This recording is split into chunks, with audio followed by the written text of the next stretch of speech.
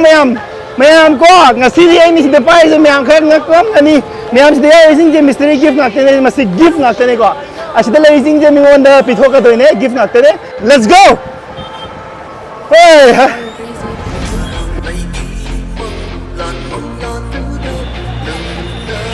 abela lo ke no hai je nang ai di masak khang da ba ke yaw khang da ba gift ma pam bra Nattragana lupa ma pam bra Oi, lupa lo tu berarti.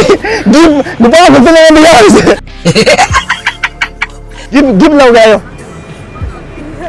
Give lo gayo. Give pi ayo. Give pi ko. Yan. Hey. Kaya mag give pa mi lo khayu wa. Se, hang tu yo. Kaya yo. Somla, oi somla. Lupa je pitok ready, ma'am lupa je pitok ready mathang ida lupa pi ninga le thank you ma jing ne earpiece ama phao ge du jo super bass ki earpiece ama phao ge ma'am ma gi oi ja nang ne du nang gi ya cho kai mi ba lisika kai de no wa sama ne wa cha ya cho nang hai ro na pa ma hai ro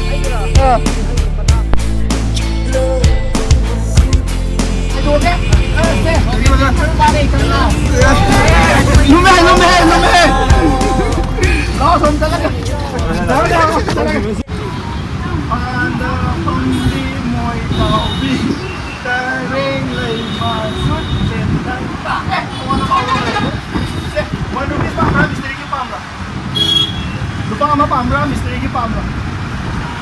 Lupa ama, Nattragana Mistery gift ka mapal. Mistery gift. Lupa mama susawas mo yan. Ako, kaya ako.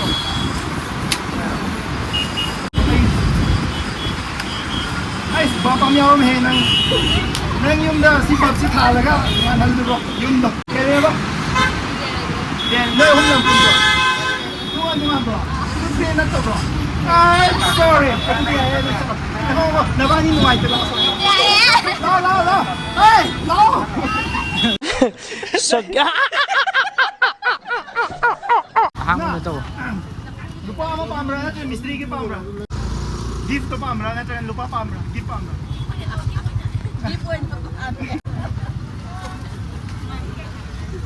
Hello, imaya pa mama. Ya, may to lo ya. Hang tu kaya okay. Hang di.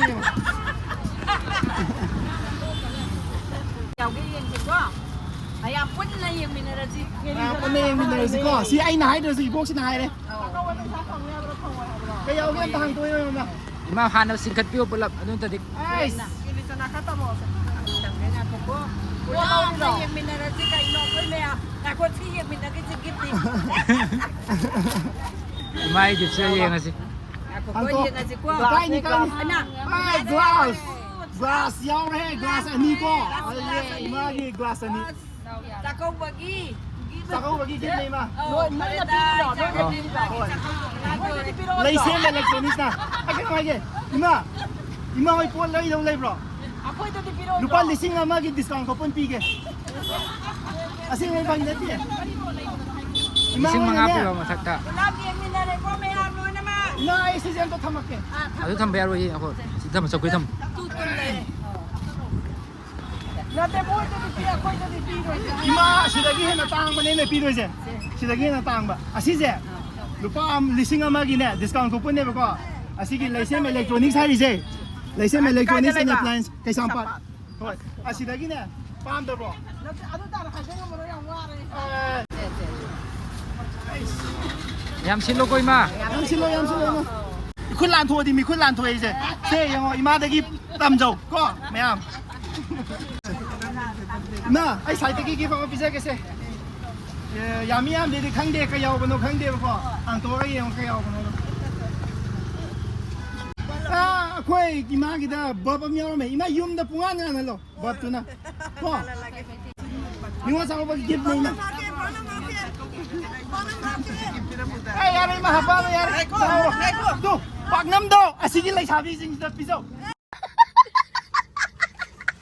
ลูปลิซิงอามาปีประปวดลิซิงมังงาปีประปวดเราวันนี้ลูปลิซิงอามาตาด้วยเนี่ยอาชีพซีซันไหนก็ดีซีซันไหนด้วยมาความจริงนั่นเนี่ยไลเซมอิเล็กทรอนิกส์และแอปพลายเอนเซสไปสัมผัสไลมาซัมไลกันก็ไลเซมอิเล็กทรอนิกส์ใช้แล้วก็ต้องคีโร่ลิซิงมังงาอีกคนเรามาตั้งแต่เนี่ยมังงาเนี่ยถ้ามังงาเห็นประปวดเรามาตั้งแต่เนี่ยลูปลิซิงอามาเจ้มวยนะตาร์กันเลยแต่ถ้ากินนิงวจากเขาบอกเนี่ยอาชีพเจ้เบลิโอเคเลยจันนิงก์โซฟียาวันนี้เป็นมิสเตอร์กี่เราบ้างมิสเตอร์กี่ปั๊มร้านลูป้ามาปั๊มร้านลูป้ามาเนี่ยลูป้ามาปั๊มร้านนั่นจะกันมิสเตอร์กี่ปั๊มร้านเดียวกี่ปั๊มร้านเดียวลูป้ามากี่ปั๊มเลยป่ะสิ่งที่เนี่ยนั่งปั๊มมากี่ปั๊มมาขันล้อขันล้อนั่งปั๊มมาขันล้อยังขันตัวขันนี่วกทางอ่ะปูสัตว์แต่ยังมีอะไรคุณนี่มาแล้วมันทางสักทาง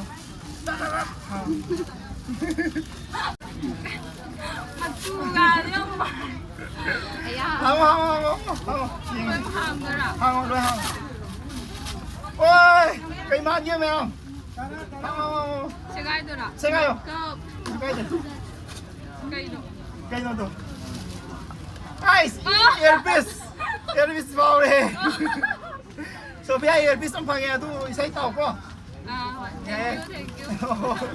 นั่นครับพังเงี้ยอาปิดก็มาสักกันเลยอ่ะเรามาเนี่ยลูป้ามาปั๊มเราคุณโดนมาปั๊มเราลูป้ามาปั๊มเราเนี่ยจากนั้นคุณโดนปวดมาปั๊มเราบ้างคุณโดนปวดปั๊มเนี่ยเสร็จรากคุณโดนปวดเนี่ยทางตัวใช่ไหมทางตัวยังโอเคเอากี่ตัวยังทาง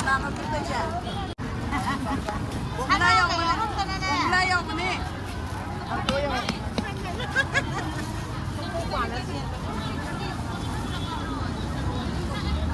ทางตัวคัดตัวไหนมาทางตัวมาทักได้ยังหรือมาทักsonda amda ya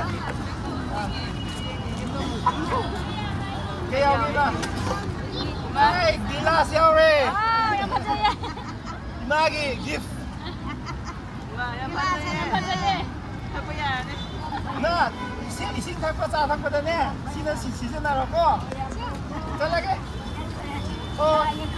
oi ma ai phan da pami moi taw bi taw ke ko in bin sa bin daw thu na ba din na tao mi do adu do winner hen ji ko yai ko ya ba ya da ba kana le ho ke kana le ho ke ho ri ko tin ya and ko mi moi chao bi re le ma search pe tang ta ai son ta se si dai da ki na pa ba ama khal ji pa ma sini ko sa ho ko gi ni ko ji nga siyaไอ้กระดมหายใจแกดูอาศิลป์แบบพวกใช้แมวที่ได้กินเนี่ยที่มายาวกันนะดูนะที่ควายที่ต่างมันที่ตัวมันยาวเลยที่มันมีนักขันเลยที่มายาวเลยพวกที่มายาวอยู่ป่ะ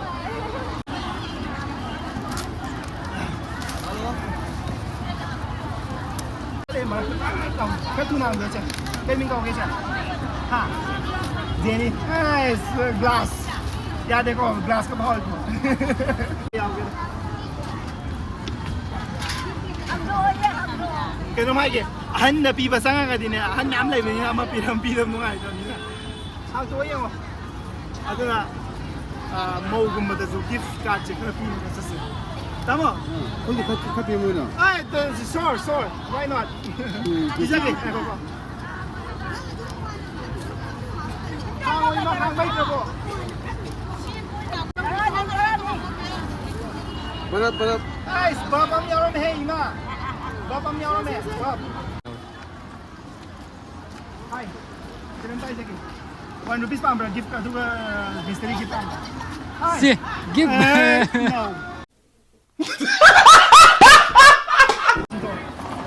Guys, sini ka nang yaw eh.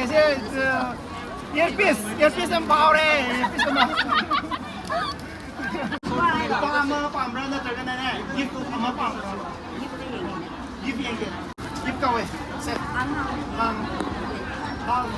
yan na to. Mana, o dun sa nga na proper lang. Kaya. Guys, imagi yung sa pop na pungangan na lo. Congratulations. Asigi dukan sila sa laga niya.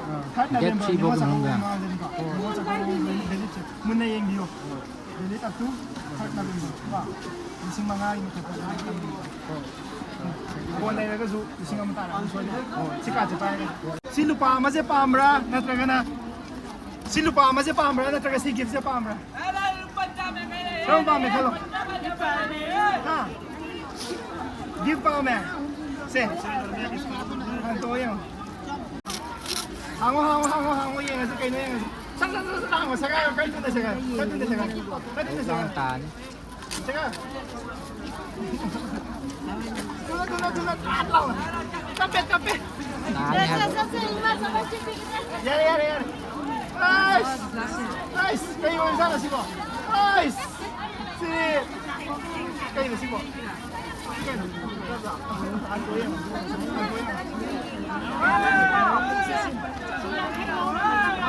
Ay, masukay na pa sa Kaya.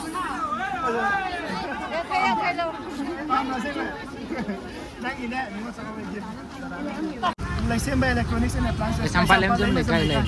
Sige, adun bus parking level, sampal parking level. Bus parking level lagi lang. Moi dukan ani lay bane ko. Left right. Lai sem hai ba. Asigi last lehori ba ingwanda gift card se voucher se mayam asigi voucher sidi mayam maraktagi comment lucky winner ama comment to wibo mayam dagi khallaga ina si voucher card se pizagani natragana yamna pa ta se na pa magadi DM to wiro asigi voucher card se aigi subscriber amagi noigi damakta ina si je thamaban asi ai pocket ai hapa bani ko asi je noina ingwanda gi la ga anytime lo ya gani hayeng lo sian asi mag lo sian video thagat pun mis lo sian se nangi mystery kay na yo ay earpiece naman power hay mga lo kano sister karam tayong sige 1 rupees or mystery gift karam pa me aya mystery gift pa amra lupa pa amra gift pa amra ado gift sa ay naman na pito ne ado na ay tungin lang kung mata sa siya ba mido hajiki dukan da sa siya ba mido adu kang tara pito Hoy, tada. sa siya ba yay ko lupa ama pa amra na mystery gift pa amra lupa ama pa me parece lay di ba sa pero mag thank you lupa ama pa amra na tara mystery gift pa alin sa tara pa mystery gift ano nang hindi ka na lang ano noy ay gitong ila ko yan ay gift ang bisa ay isan ay naman nag gift ang tang piya ka yung sa ko pag ginawa nag gift ang tang bisa ka nang si mingay ka Sana ba pa ato nang sana basta pa siya nang housing siya ngahaktan kay tok pa na matang ngahaktan kay tok pa minute mang amtang yani na ay tungin lo gift ang mapige gift di hasi hay giro ko ay tungin lo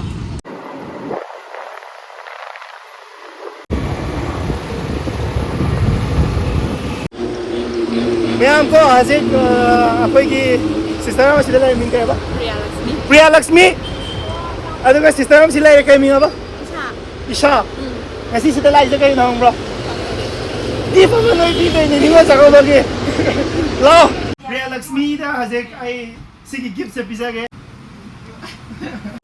मी ये थाजे दबे कि आई तुम इन्हें लाओ आई क्या दबा thank you okay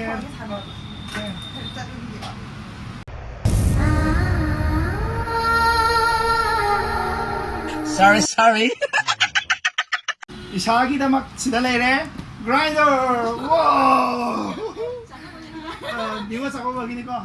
Ado sise ay na wanda sipiri sa ay na pibangam di ko sise. Ado sipiri se kalagi mateng no hay kada Laysem Electronics and Appliances na sponsor to wi ko.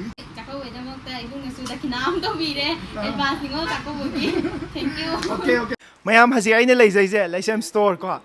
Ado mayam si kay sampal ay mazam lay kay dalay store jina ne ngasi ay gi video sponsor to wiri se ay na ne kay sulay taba ay man na ne hasi ke mayam do ay pibangam dong natte ado mayam asi ngam han biri se asi Laysem Electronics and Stores gi mateng na ne mayam ado na mayam ay na haijaning madi hasi hasi sida is the Laysem Electronics and Stores sida is the mayam offer mayam chaw na thari hasi fridge washing machine cooker kari ka yum da phang ay na mag phone dai kai de loi su na phang mayam sida is the mayam lakpiro aduga ne offer ꯀꯌꯥꯝꯁꯨ ꯍꯧꯖꯤꯛ ꯄꯤꯔꯤ ꯑꯩꯒꯤ ꯁꯥꯏꯠꯇꯒꯤ ꯂꯥꯛꯑꯦ ꯍꯥꯏꯔꯒꯗꯤ ꯍꯦꯟꯅ offer ꯑꯃꯁꯨ ꯐꯪꯒꯅꯤ ꯃꯌꯥꯝ ꯑꯥꯏꯇꯦꯝꯁ ꯃꯌꯥꯝ ꯑꯃ ꯂꯩꯔꯦ ꯑꯆꯧꯕꯗꯩ ꯃꯆꯥꯗꯒꯤꯀꯣ ꯑꯗꯨꯝ 50% ꯂꯣꯏꯅ ꯑꯣꯐꯔ ꯄꯤꯔꯤ ꯍꯥꯏꯇꯥꯔꯦ ꯍꯧꯖꯤꯛꯁꯦ ꯑꯩꯈꯣꯏ ꯁ꯭ꯇꯣꯔꯒꯤ ꯑꯣꯏꯅ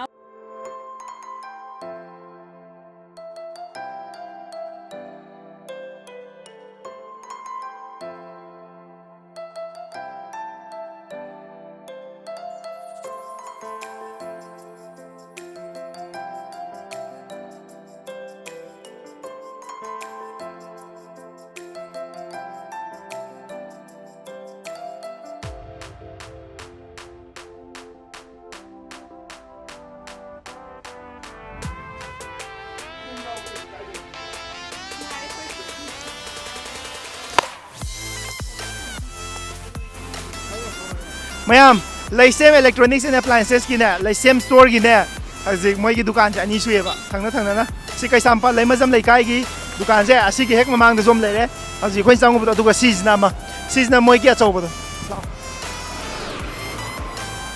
ꯅꯤꯡꯉꯣꯜ ꯆꯥꯛꯀꯧꯕꯒꯤꯅꯦ ꯍꯧꯖꯤꯛꯅꯦ 50% ꯑꯣꯐ ꯂꯩꯁꯦꯝ ꯁ꯭ꯇꯣꯔꯒꯤ ꯄꯣꯠ ꯉꯥꯛꯇꯅꯦ 50% ꯑꯣꯐ ꯅꯤꯡꯉꯣꯜ ꯆꯥꯛꯀꯧꯕꯒꯤ ꯂꯥꯛꯑꯣ ꯃꯅꯨꯡ ꯆꯪꯁꯤ ꯂꯥꯛꯑꯣ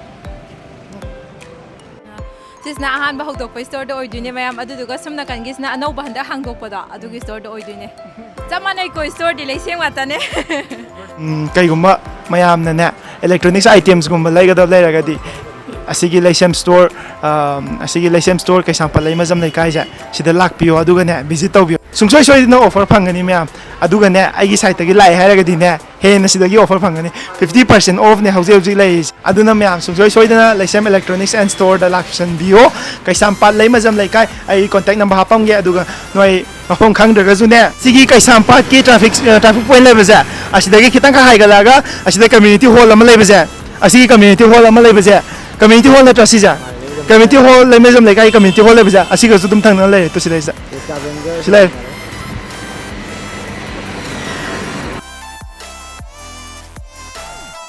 Thank you. I love you, brother. I love you. And I know you love me.